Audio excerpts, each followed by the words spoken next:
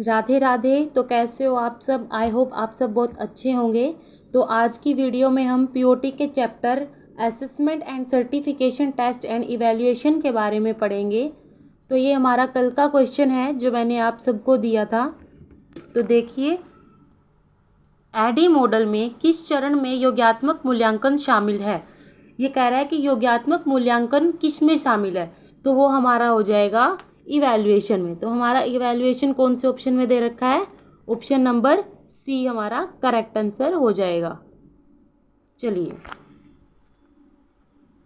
आज का वीडियो का हमारा पहला क्वेश्चन है, ब्लूम के वर्गीकरण का प्राथमिक लक्ष्य क्या है? हमें ब्लूम के वर्गीकरण का प्राथमिक लक्ष्य बताना है कि क्या है। तो ऑप्शन नंबर ए है मनोरंजन प्रदान करना, ऑप्शन नंबर बी है सोच के उच्चतर रूपों को बढ़ावा देना, ऑप्शन नंबर सी है जानवरों को वर्गीकृत करना, ऑप्शन नंबर डी है ग्रेडिंग को सरल बनाना। तो चलिए कमेंट करके बताइए जल्दी से कि इसका करेक्ट आंसर कौन सा होगा। तो इसका करेक्ट आंसर हो जाएगा हमारा ऑप्शन नंबर बी, इसका करेक्ट आंसर हो जाएगा। यानी कि सोच के उच्चतर रूपों को बढ़ावा देता है। कौन बढ़ावा देता है? ब्लूम के वर्गीकरण का प्राथमिक लक्ष्य। नेक्स्ट क्वेश्चन की ओर चलते हैं।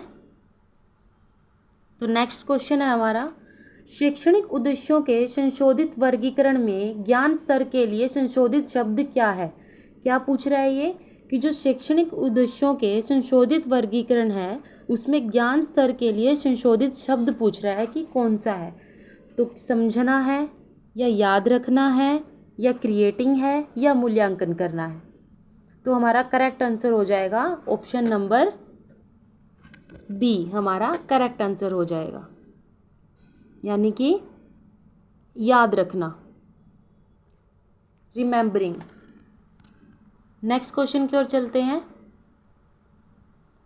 बिल्कुल अच्छे से याद करते हुए चलेंगे। अगला क्वेश्चन है हमारा, अच्छे परीक्षण की एक विशेषता क्या है? यानी कि गुड टेस्ट की एक अच्छी विशेषता बतानी है इसमें हमारे क्या है। तो अविश्वसनीय होता है या भ्रामक या उपलब्धि के उपाय या कठिन। तो जब हम कोई भी है अच्छा परीक्षण प्राप्त कर लेते हैं तो उसकी विशेषता क्या हो जाती है? उपलब्धि के उपाय। यानी कि हम उपलब्धि के उपाय की ओर चलते हैं। तो हमारा करेक्ट आंसर हो जाएगा option number C. Next question की ओर चलते हैं। साइकोमोटर डोमेन में निर्देशित प्रतिक्रिया स्तर किस पर जोर देता है? यानी ये कह रहा है कि जो साइकोमोटर डोमेन होता है उसमें जो निर्देशित प्रतिक्रिया होती है वो किस पर जोर देती है? वो प्रारंभिक शिक्षा पर जोर देगी या आदन क्रियाएं या सटीकता या प्रकृतिकरण? जल्दी से बताओ कमेंट करके किस पे जोर देगी। तो हमारा ऑप्शन नंबर ए हमारा करेक्ट हो जाएगा। ऑप्शन नंबर ए हमारा करेक्ट हो जाएगा, यानी कि प्रारंभिक शिक्षा पर जोर देगी। नेक्स्ट क्वेश्चन है, निम्नलिखित में से कौन सा साइकोमोटर डोमेन में सेट स्तर का सबसे अच्छा वर्णन करता है? यानी कि ये कह रहा है कि जो साइकोमोटर डोमेन होता है और उसमें जो सेट स्तर होता है उसका सबसे अच्छा वर्णन किस में होता है? कार्यवाही की तत्परता, कौशल का समायोजन या नई हरकतें बनाना या कार्रवाई का मूल्यांकन करना। तो हमारा करेक्ट आंसर हो जाएगा option number A. Most important question है, अब की बार ये क्वेश्चन आया हुआ था, इम्पोर्टेंट क्वेश्चन है ये, याद रखना, इम्पोर्टेंट क्वेश्चन है।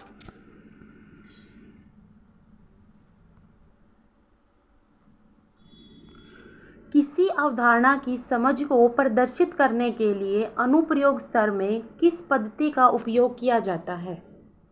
ये पूछ रहा है कि किसी अवधारणा की समझ को प्रदर्शित करने के लिए, यानी कि हम कोई अवधारणा दे रखी है उसको समझ के प्रदर्शित करने के लिए अनुप्रयोग स्तर में किस पद्धति का उपयोग किया जाता है?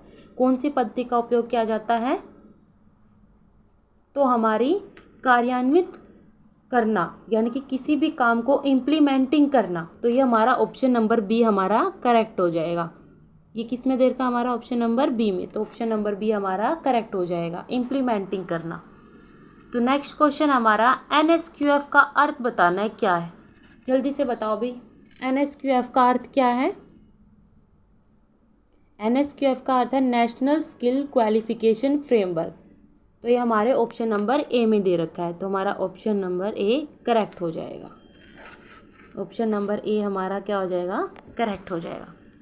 नेक्स्ट क्वेश्चन की ओर चलते हैं, बड़े प्यार से याद करते हुए चलेंगे। क्वेश्चन नंबर है, किसी स्तर में नई स्थितियों में जानकारी का उपयोग करना शामिल है। किस स्तर में नई स्थितियों में जानकारी का उपयोग करना शामिल है। कौन सी स्थिति में हम जानकारी का उपयोग करना शामिल है। याद रखना, समझना, लागू करना या मूल्यांकन करना। तो इसका हमारा करेक्ट आंसर कौन सा हो जाएगा, लागू करना, यानी कि अप्लाइंग करना। ऑप्शन नंबर सी हमारा करेक्ट हो जाएगा। ठीक है, आगे चलते हैं हम। क्वेश्चन नंबर 9 है, ब्लूम के वर्गीकरण के अनुसार संज्ञानात्मक डोमेन में क्या शामिल है। ये कह रहा है जो ब्लूम का जो वर्गीकरण है उसके अनुसार संज्ञानात्मक डोमेन में क्या शामिल किया गया है। ज्ञान यानी कि नॉलेज शामिल की गई है, या भावनात्मक विकास, या शारीरिक कौशल, या सामाजिक कौशल। तो क्या शामिल किया गया है, ज्ञान यानी कि नॉलेज को शामिल किया गया है। तो हमारा करेक्ट आंसर क्या हो जाएगा, नॉलेज हमारा करेक्ट आंसर हो जाएगा। तो नेक्स्ट क्वेश्चन की ओर चलते हैं, ब्लूम के वर्गीकरण के विश्लेषण स्तर में क्या शामिल है। यानी कि जो ब्लूम ने अपना वर्गीकरण किया है तो ये विश्लेषण स्तर में पूछ रहा है क्या शामिल किया गया। विश्लेषण यानी कि एनालाइज में क्या शामिल किया गया है, जानकारी को तोड़ना, या नए विचार बनाना, या निर्णय लेना, या ज्ञान को लागू करना।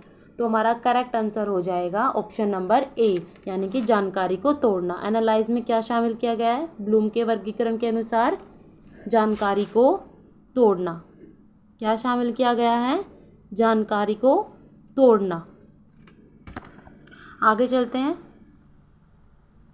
नेक्स्ट क्वेश्चन हमारा, शिक्षा में वर्गीकरण शब्द का क्या अर्थ है। यानी शिक्षा में जब हम वर्गीकरण करते हैं उस शब्द का अर्थ क्या है।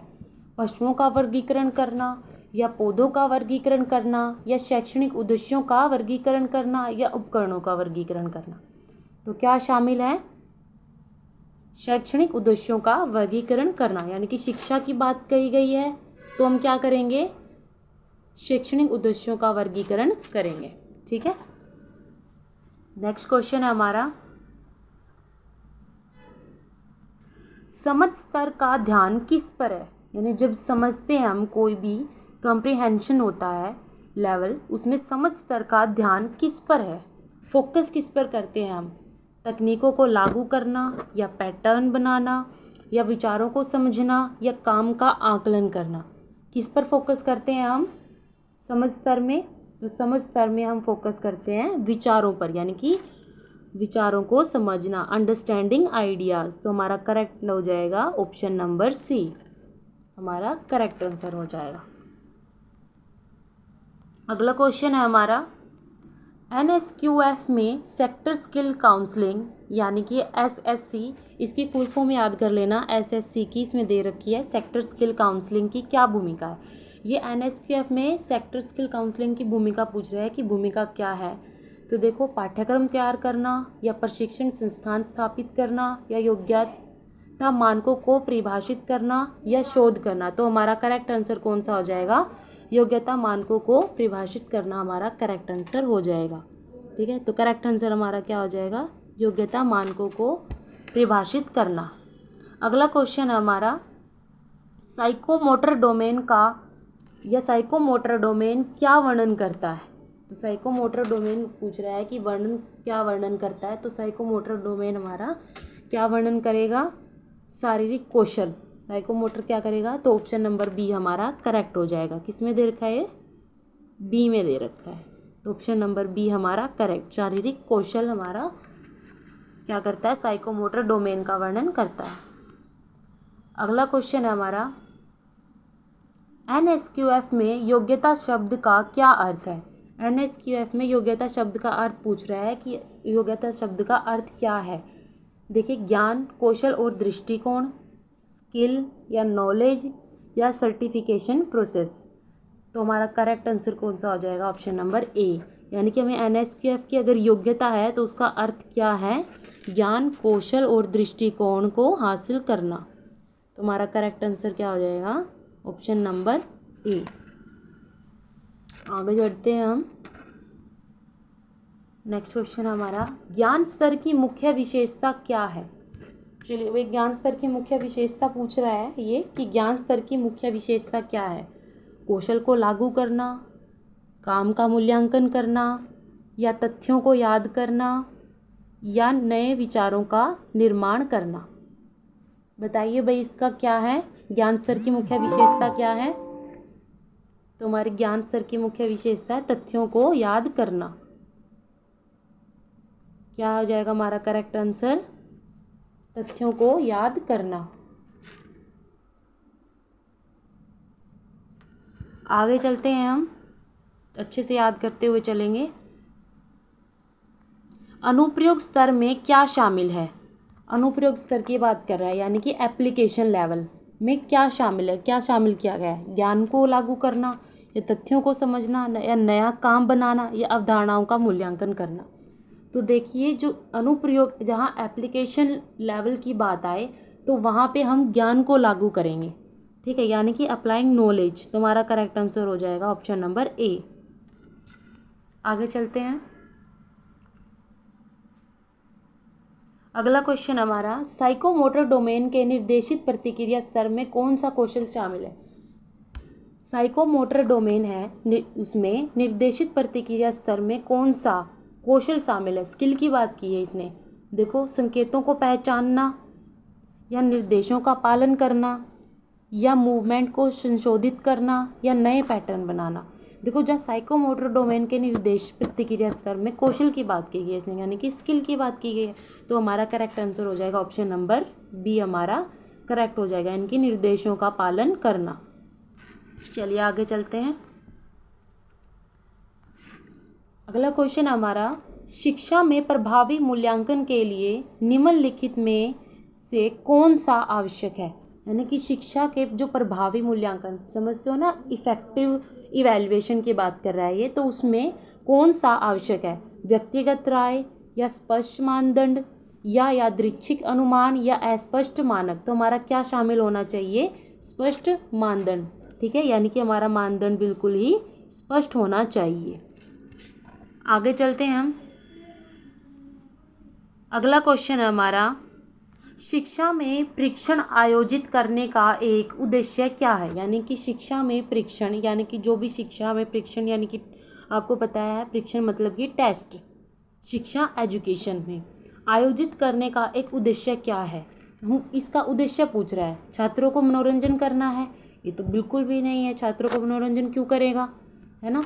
तो चयन के लिए आधार प्रदान करना, बिल्कुल सही है कि चयन के लिए क्या करेगा? आधार प्रदान करेगा, यानी कि बेस बनाता है हमारा। जब भी हम कोई टेस्ट लेता है, कोई भी टीचर है, इंस्ट्रक्टर है, ठीक है, कोई टेस्ट लेता है, तो टेस्ट लेने का मतलब होता है उसका कि बच्चों का आधार बनाए, ठीक है। अगला क्वेश्चन है हमारा,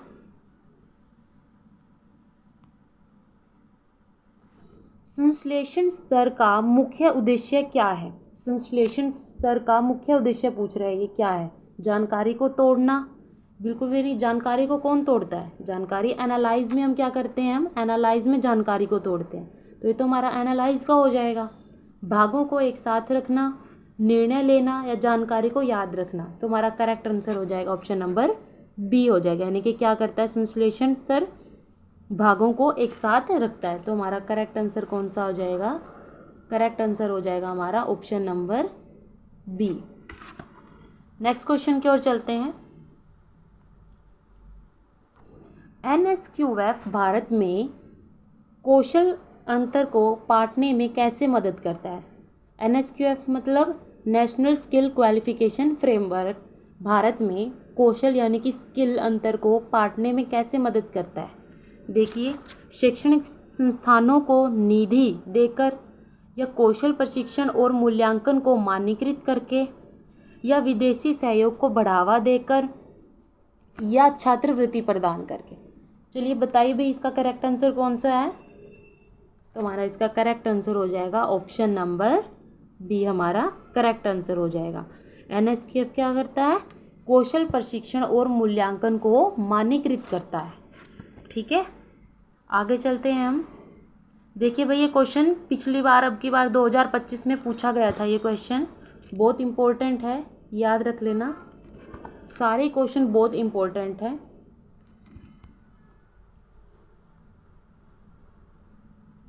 ब्लूम के वर्गीकरण के किस स्तर में निर्णय लेने के लिए आलोचनात्मक सोच शामिल है? ये ब्लूम की बात कर रहा है, किसके वर्गीकरण की? ब्लूम के वर्गीकरण की। तो उसके स्तर में निर्णय लेने के लिए आलोचनात्मक सोच में शामिल क्या है? एप्लीकेशन शामिल है, यानी कि अनुप्रयोग शामिल है, या फिर मूल्यांकन, या विश्लेषण, या संश्लेषण? देखिए, तो इसका करेक्ट आंसर आ जाएगा हमारा इवैल्यूएशन, यानी कि मूल्यांकन शामिल किया गया है। ठीक है, जहाँ निर्णय लेने की बात आए वहाँ क्या करोगे आप? मूल्यांकन। तो आपका करेक्ट हो जाएगा इवैल्यूएशन। बिल्कुल ध्यान से पढ़ते हुए, याद करते हुए चलना। NSQF का मुख्य उद्देश्य क्या है? अभी पूछ रहा है, जो नेशनल स्किल क्वालिफिकेशन फ्रेमवर्क है उसका मुख्य उद्देश्य क्या है? ये मुख्य उद्देश्य पूछ रहा है। क्या वो कौशल विकास अवसंरचना तैयार करना, क्या ये करता है? बिल्कुल भी नहीं। विभिन्न क्षेत्रों में योग्यताओं का मानकीकरण करना, व्यावसायिक प्रशिक्षण कार्यक्रमों को निधि कर देना, बिल्कुल गलत है। उच्च शिक्षा को बढ़ावा देना, बिल्कुल गलत है। विभिन्न क्षेत्रों में योग्यताओं का मानकीकरण करना, तो करेक्ट हमारा कौन सा हो जाएगा? विभिन्न क्षेत्रों में योग्यताओं का मानकीकरण करता है। कौन करता है? NSQF, यानी कि नेशनल स्किल क्वालिफिकेशन फ्रेमवर्क। आगे चलते हैं हम। आज का हमारा लास्ट क्वेश्चन है, मूल्यांकन स्तर में क्या शामिल है? मूल्यांकन स्तर में पूछ रहा है ये क्या शामिल है? नए रूपरेखा बनाना, या निर्णय लेना, या अवधारणाओं को समझना, या ज्ञान को लागू करना? बताओ भाई, इसका क्या होगा आंसर? तो इसका करेक्ट आंसर हो जाएगा हमारा ऑप्शन नंबर बी, इसका करेक्ट हो जाएगा, यानी कि निर्णय लेना। मूल्यांकन स्तर में हम क्या करते हैं? निर्णय लेते हैं। जैसे कि मैंने पहले बताया था ये क्वेश्चन, कि इसमें जहाँ निर्णय लेने की बात आए वहाँ पे मूल्यांकन आपका हो जाएगा, यानी कि इवैल्यूएटिंग या इवैल्यूएशन। ठीक है।